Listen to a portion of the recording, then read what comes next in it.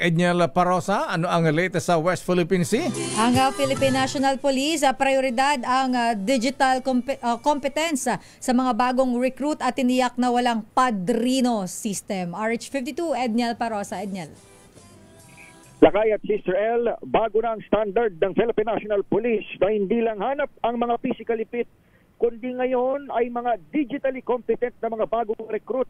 Yan ang inununsyo ni Acting PNP Chief Police Lieutenant General Jose Merencio Nartates Jr. kasabay ng paggulong ng recruitment program sa higit 6,500 pulis ngayong taon.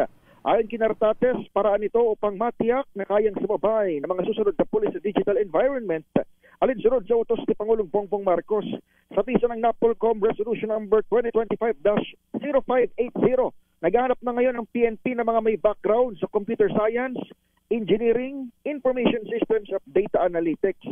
Sinisiguro naman ng general na may tip na ipatutupad ang nameless at faceless na recruitment process para makaiwas sa padrino system o palakasan. Pakinggan natin ang Acting PNP Chief.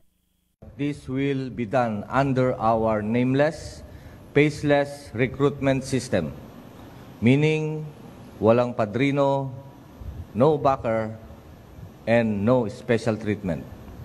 Only the most qualified, competent, and deserving applicants will wear our uniform and carry the badge of the Philippine National Police.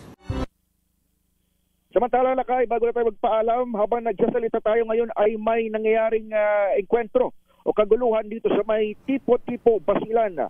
Kinumpirma ng Philippine Army na mayroong sigalot dyan ongoing at maya-maya ay magbibigay tayo ng karagdagang pang-impormasyon habang patuloy din sa verification at pagbabalik ng normalcy ang ating kasundaluhan dyan sa Tipo-Tipo, Basilan.